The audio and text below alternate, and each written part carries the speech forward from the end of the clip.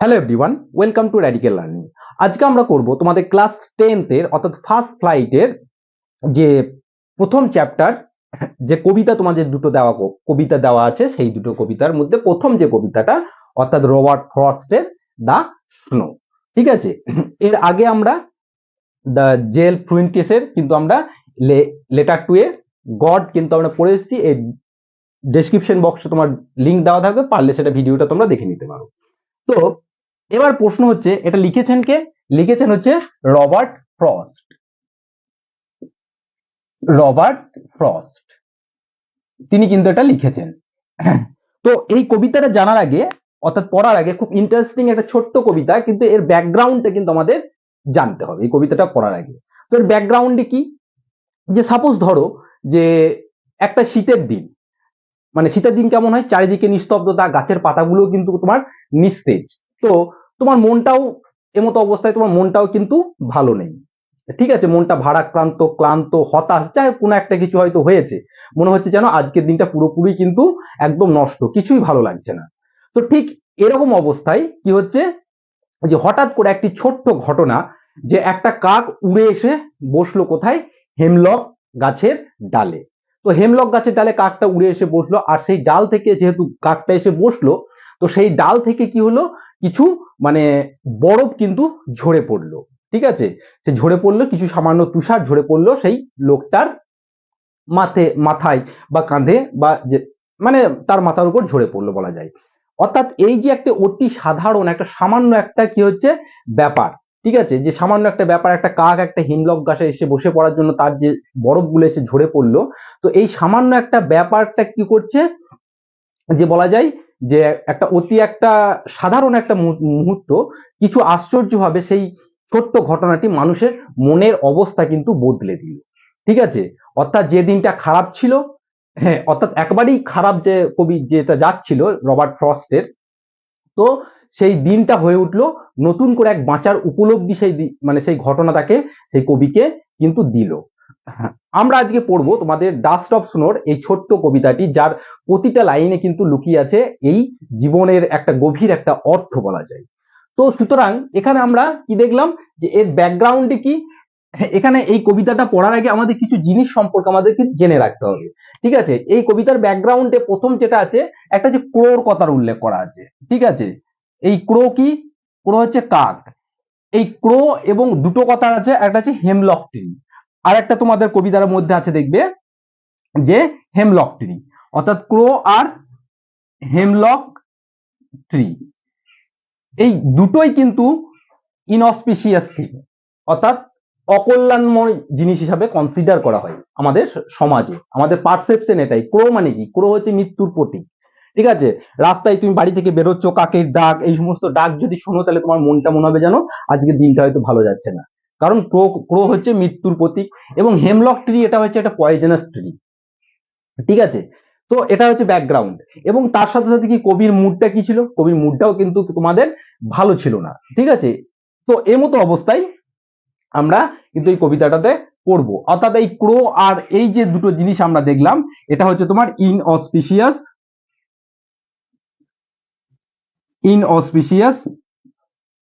অর্থাৎ আমাদের সমাজের কাছে এই দুটো জিনিসই কিন্তু ইনঅসপিসিয়াস জিনিস। তো এই ইনঅসপিসিয়াস জিনিস দুটো কিন্তু কি করলো, আমাদের কবিকে কিন্তু মুডটাকে কিন্তু চেঞ্জ করে দিল। অ্যাকচুয়ালি মুডটা খারাপ হওয়া দরকার ছিল, কিন্তু মুডটা কিন্তু চেঞ্জ করে গেল। তো কিভাবে হলো আমরা এটা দেখবো। দেখো, এই যে কবিতাটা তোমার রয়েছে, এটা কিন্তু দুটো কোয়ার্টেনে লেখা আছে, অর্থাৎ কোয়ার্টেন মানে 4টে লাইন। তো প্রথম কোয়ার্টেন এবং সেকেন্ডটা, অর্থাৎ 8 লাইনের কবিতা। ঠিক আছে, এ একটা কোয়ার্টেন, এ একটা কোয়ার্টেন। তো এই কবিতাটা পড়বো, খুব সহজ এবং সিম্পল একটা কবিতা।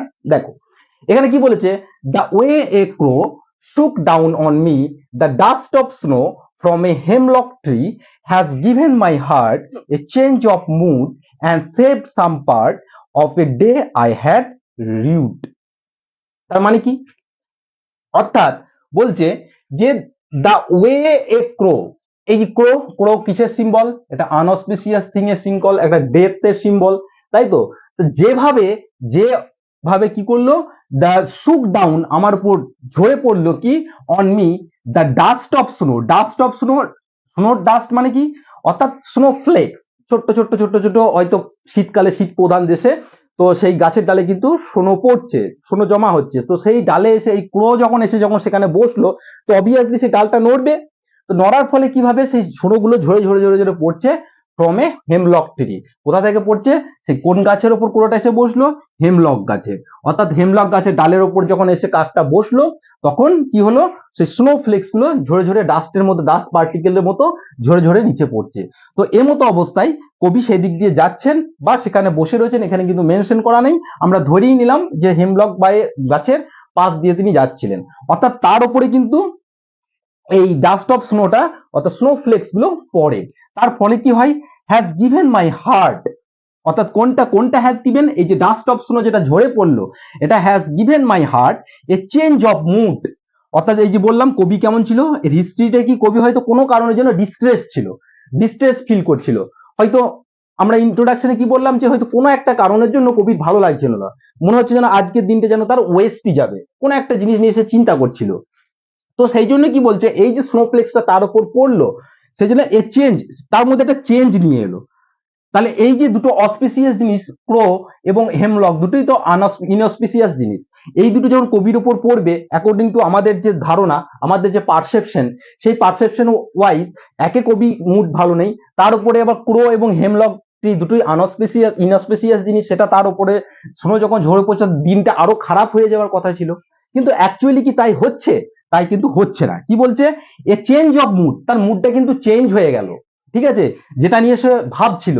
হয়তো এই জিনিস এবং এই স্নোফ্লেক্স এবং এই যে ক্রো এবং এর কম্বিনেশনে বলে যে সোনোটা তার উপর ঝরে পড়লো, এটা যদি না পড়তো তাহলে সারা দিন হয়তো তার এই ডিস্ট্রেস অবস্থাতেই কেটে যেত, নানান ধরনের চিন্তা করতে করতে করতে দিনটা তারা যে বৃথা যেত।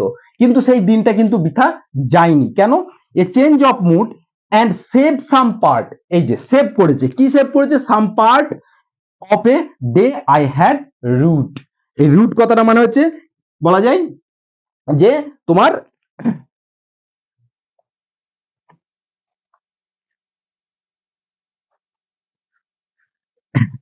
এই রুট কথাটা মানে হচ্ছে হেল্ড ইন ডিস, অর্থাৎ কোন একটা অনুশোচনা বোধ বা কোনো একটা খারাপ জিনিসের জন্য এটা হচ্ছে। তো এখানে কি করলো, যে দিনটা তার খারাপ যাচ্ছিল, ঠিক আছে, সেই কোন একটা জিনিস চিন্তা করতে করতে করতে সেই হেমলক গাছের তলা দিয়ে যাচ্ছিল, তো সেই ক্রো এসে সেই গাছের ডালে বসাতে কি হলো, হেমলক গাছ থেকে স্নোফ্লেক্স তার উপরে ঝরে পড়লো, সুতরাং সেই ঝরে পড়াতে তার দিনটা সেভ হয়ে গেল, ঠিক আছে। এবং সে যে ডিস্ট্রেস অবস্থাতে ছিল সেখান থেকে সে নতুন করে একটা মানে বাঁচার একটা মিনিং খুঁজে পেল। তাহলে দেখো এখানে কি হচ্ছে যে এই নেচারের প্রত্যেকটা জিনিস, ঠিক আছে, অর্থাৎ আমাদের যে পারসেপশন থাকে, আমাদের পারসেপশন ওয়াইজ কিন্তু কোনো জিনিস কিন্তু এখানে খারাপ হয়ে যায় না, ঠিক আছে। অর্থাৎ নেচারের প্রত্যেকটা জিনিস, সেটা হয়তো এই ক্রো হতে পারে বা হিমলক ট্রি হতে পারে, যেটা আমাদের পারসেপশন এটা একটা অমঙ্গলকারী জিনিস, কিন্তু অ্যাকচুয়ালি নেচারের এই ছোট ছোট জিনিসগুলো কিন্তু এটা অমঙ্গলকারী জিনিস নয়। নেচারের প্রত্যেকটা জিনিসই কিন্তু তার একটা ইম্পর্টেন্স রয়েছে, এটা আমাদের পারসেপশন যে এটা আমরা ইনঅসপিসিয়াস জিনিস হিসাবে কনসিডার করি। অর্থাৎ ক্রো এবং হেমলক ট্রি এই দুটোর কম্বিনেশনে যেহেতু কবির মুডটা অফ ছিল, অর্থাৎ তিনি ডিস্ট্রেসে ছিলেন, তিনি অন্য কিছু চিন্তা করছিলেন, সুতরাং এই দুটো জিনিস যদি কি হতো, যদি সত্যিকারই অমঙ্গলকারী দায়ক জিনিস হতো, তাহলে কিন্তু কবির মুডটা কিন্তু আরো খারাপ হয়ে যেত। সুতরাং রবার্ট ফ্রস্ট আমাদেরকে এটা বোঝাতে চেয়েছেন যে প্রকৃতির যে ছোট্ট ছোট্ট ছোট্ট ছোট্ট জিনিসগুলো, যে ঘটনাগুলো, যেটা যার মানে ইম্প্যাক্ট আমাদের উপর কিন্তু অনেক ছোট, ঘটনাটা ছোট হলেও তার ইম্প্যাক্ট কিন্তু আমাদের কাছে অনেক বেশি, ঠিক আছে। এবং প্রকৃতির কোনো জিনিসই কিন্তু অমঙ্গলকারী নয়, তার প্রত্যেকটা ইম্পর্টেন্স রয়েছে, এবং যার ফলস্বরূপ কিন্তু আমাদের এই কবিতাটা আমরা দেখতে পাচ্ছি যে কবি হয়তো কোনো কারণে যে কিছু সাফার করছিলেন বা কোনো ডিস্ট্রেস ছিলেন, তো এই দুটোর কম্বিনেশনে কিন্তু আনঅসপিসিয়াস জিনিস, যেটা আমরা সামাজিকভাবে যেটাকে কনসিডার করি, তার কম্বিনেশনে কিন্তু তার দিনটাকে খারাপ হয়ে যেতে পারতো, কিন্তু তা না হয়ে দিনটা কিন্তু চেঞ্জ হয়ে গেল। তো এটাই ছিল তোমাদের কবিতা। দেখো এবার এই কবিতার যদি আমরা রাইমিং স্কিম দেখি, রাইমিং স্কিম আমরা কিভাবে আইডেন্টিফাই করব, যে প্রথম যে লাইনটা সেটাকে আমরা দেবো এ, তো কাউয়ের সঙ্গে কি হচ্ছে, মি মিলছে না, তাহলে এটা আমি দেবো বি। দেখো কাউয়ের সাথে সোনো মিলছে, তাহলে আমি দেবো এ। আবার মি এর সাথে ট্রি মিলছে, তাহলে বি, অর্থাৎ ফার্স্ট কোয়ার্টেনের আমাদের হলো A B A B. Second কোয়ার্টেনে কি দেখবো, হার্ট মিলছে না, তাহলে এটা আমরা সম্পূর্ণ আলাদা দেবো সি। মুডের জন্য হার্টের সাথে মুড মিলছে, মিলছে না, ডি। আবার পার্টের সাথে কি মিলছে, সি মিলছে, তাহলে ডি। এবং রুটের সাথে মুড মিলছে, অর্থাৎ ডি। অর্থাৎ সেকেন্ড কোয়ার্টেনের আমাদের রাইমিং স্কিম হচ্ছে সিডি সিডি সিডি। অর্থাৎ এই কবিতাটার রাইমিং স্কিম কি হচ্ছে, এ বি সিডি সিডি। তো এটা রাইমিং স্কিম গেল। এবার আমরা দেখব যে এই কবিতাটাতে তোমার কি কি পোয়েটিক ডিভাইস এখানে ইউজ হয়েছে, এখানে কি কি পোয়েটিক ডিভাইস আমাদের ইউজ হয়েছে। অর্থাৎ পোয়েটিক ডিভাইস,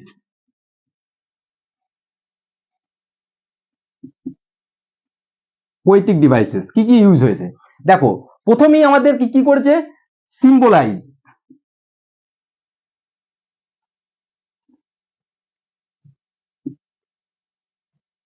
সিম্বলাইজ করেছে। কোন কোন জিনিস দুটো সিম্বলাইজ করেছে, এখানে আমাদের ক্রোকে আর হেমলক ট্রিকে, আমাদের হেমলক ট্রিকে এই দুটো জিনিসকে আমরা সিম্বলাইজ করেছি, করিনি? এই দুটোকে আমরা আনঅস্পিসিয়াস জিনিস হিসেবে সিম্বলাইজ করা হয়েছে। তারপরে যেটা আছে তোমার অ্যালিটারেশন। অ্যালিটারেশন মানে কি, অর্থাৎ অ্যালিটারেশন মানে হচ্ছে তোমার রিপিটেশন অফ কনসোনেন্ট সাউন্ড। অর্থাৎ দেখো এখানে কোথায় কোথায় রিপিটেশন অফ কনসোনেন্ট সাউন্ড আছে, যদি আমরা দেখি, দেখো এই লাইনটাতে এস রয়েছে, আবার এস রয়েছে, পাশাপাশি এখানে রয়েছে। অর্থাৎ এই যে অ্যান্ড সেভ সাম, এটাতে অ্যালিটারেশন, ঠিক আছে, এই লাইনটাতে অ্যালিটারেশন আছে। আবার দেখো যে ফ্রম দা, আর এই লাইনটাতে আছে দেখো, হ্যাজ গিভেন হার্ট, প্রথমেও হ্যাজ আছে, এখানেও হ্যাজ আছে। অর্থাৎ রিপিটেশন অফ কি রয়েছে, কনসোনেন্ট সাউন্ড, অর্থাৎ কনসোনেন্ট ওয়ার্ড। তাহলে অ্যালিটারেশন মানে হচ্ছে কনসোনেন্ট ওয়ার্ডের রিপিটেশন। তারপরে যেটা আছে এনজাম্পমেন্ট, দেখো এনজাম্পমেন্ট মানে কি, এন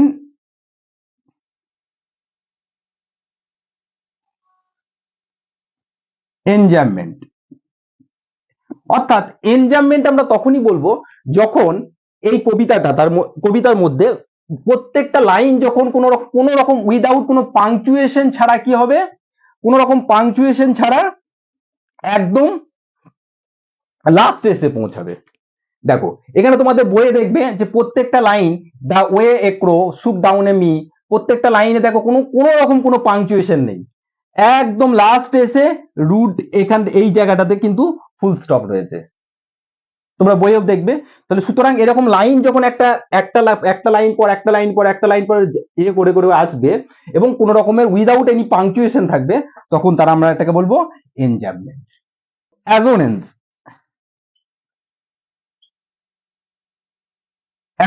অ্যাজোনেন্স জিনিসটা কি, অর্থাৎ অ্যালিটারেশন মানে কি কনসোনেন্ট সাউন্ডের বা ওয়ার্ডের রিপিটেশন লেটারের।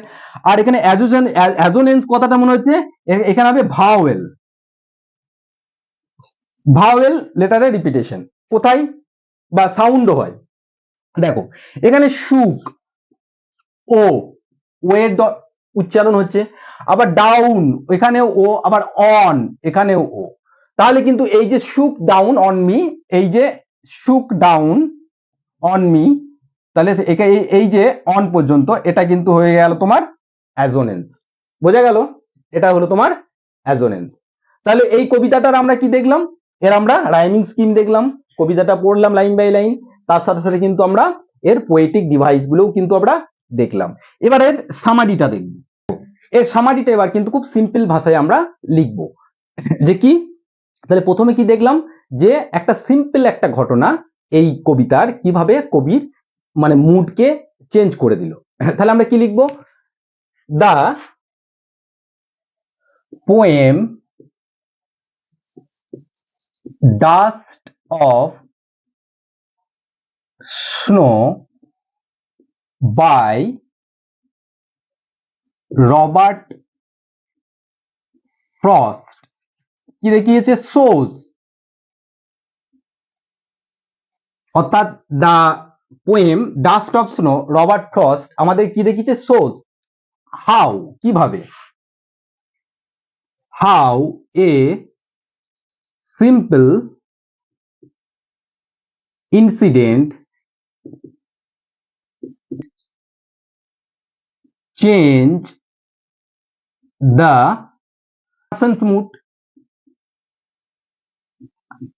পার্সনস মুড, তাই তো? অর্থাৎ এটাই তো আমরা দেখলাম যে ছোট্ট একটা ঘটনা, যে কাক উড়ে ওর উপর বসলো, তো সেই ঘটনাটা কিভাবে কবির উপরে একটা তার মুডটাকে চেঞ্জ করে দিল। The poet was feeling sad and unhappy, তাই তো? তার কাছে কি মনে হচ্ছিল? যে তার ডে, হিজ ডে মনে হচ্ছিল, সিমস কমপ্লিটলি, তার এটাই মনে হচ্ছিল কমপ্লিটলি ওয়েস্টেড। তার দিলি কি হলো? Suddenly a crow shook some snow from hemlock tree, snow and the snow fell upon বা fell on him, বলতে পারি আমরা যে this simple and unexpected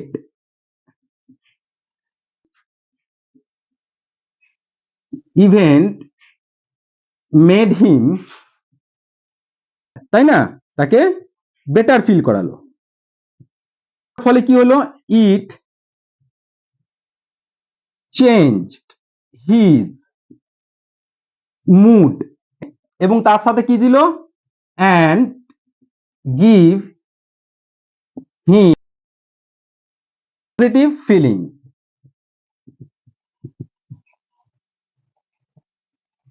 তাকে একটা নতুন positive. The poet teaches us an important, আমাদের শিক্ষা দিলেন। কি শিক্ষা? আমাদের উচিত নয়, উই শুড নট, আমাদের অপেক্ষা মানে অবজ্ঞা করা, ছোট্ট ছোট্ট little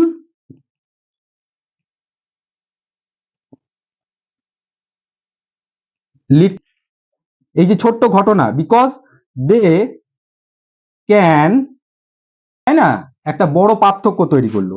they can make a big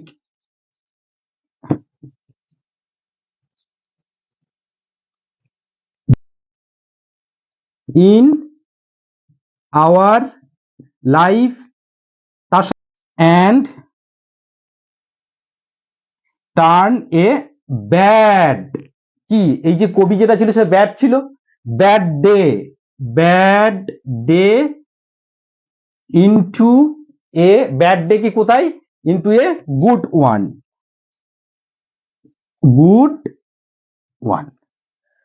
এইটুকুই আমাদের এই কবিতায় বলতে চেয়েছে, তাই না? অর্থাৎ আমরা সামার হিসেবে এইটুকুই বলতে পারি কি, যে the poem dust of snow by the Robert Frost shows, দেখিয়েছে হাউ এ সিম্পল ইনসিডেন্ট, যে ছোট্ট একটা ঘটনা, কি ঘটনা?